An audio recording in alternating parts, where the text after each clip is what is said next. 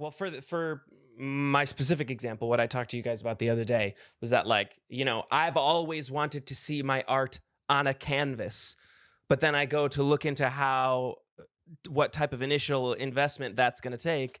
It's like, holy shit, I'm paying $60 for a blank canvas to put my art on.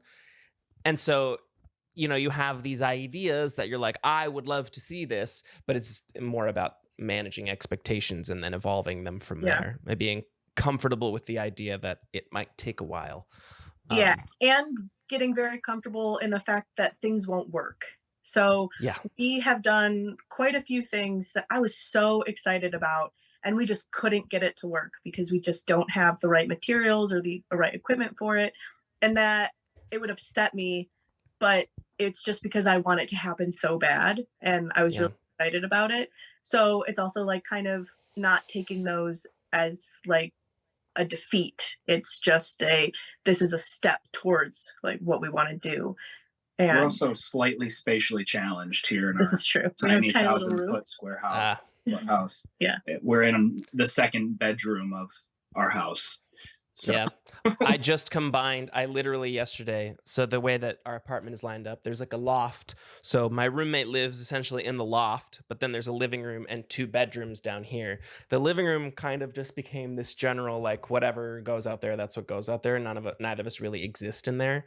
But these bedrooms down here, one of them was my bedroom, one of them was my office. But I found myself like not wanting to go into work that day, which literally just meant I just don't go into the other room.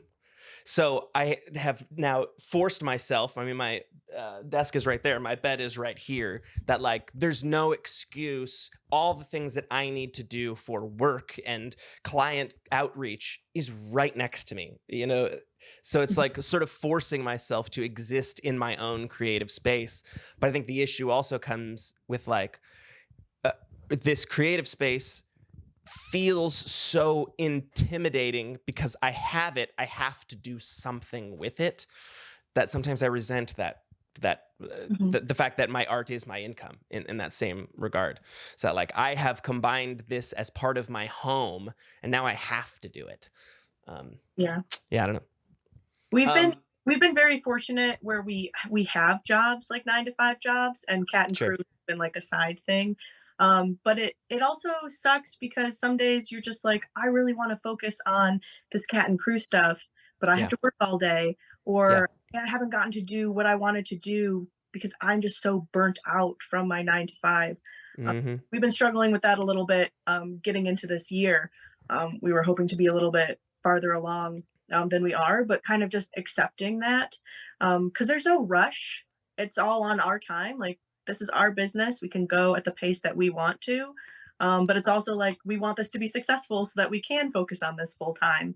So it's just like finding that balance and then not being too hard on ourselves about where we're at, because like we have everything that we need. We just have to sit down and do it and take the time. But we also have to take care of ourselves, because having a full-time job and then having a business and then also balancing family and friends and like life obligations, it's a lot for us to handle sometimes. We are very active. Yeah. It's like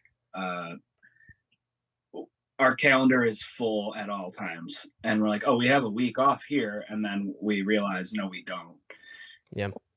So it's a struggle sometimes to find time to create and do what we love, but I think that's what makes it so much more enjoyable when we do get to do it. Yeah, I agree. There's 2 relatable points to that. One being that I'm going to talk about this more I'm shooting a solo episode right after this as well. And one of the things that somebody wanted me to talk about was like, what are some of the unexpected struggles of being a freelancer or a self-employed person? And I think the biggest part that I'm sure you can resonate with is you get this idea in your head that, like, finally I'm my own boss. But then you realize that, like, I never liked listening to my boss. And if I'm my own boss, I am too forgiving of myself and I don't demand enough of myself. It's okay. You'll get to it tomorrow. Exactly.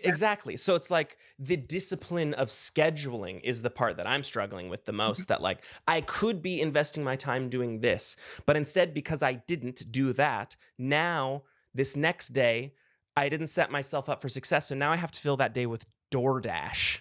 Like I have to fill it in with that supplemental income because I didn't take the time to initially invest in myself.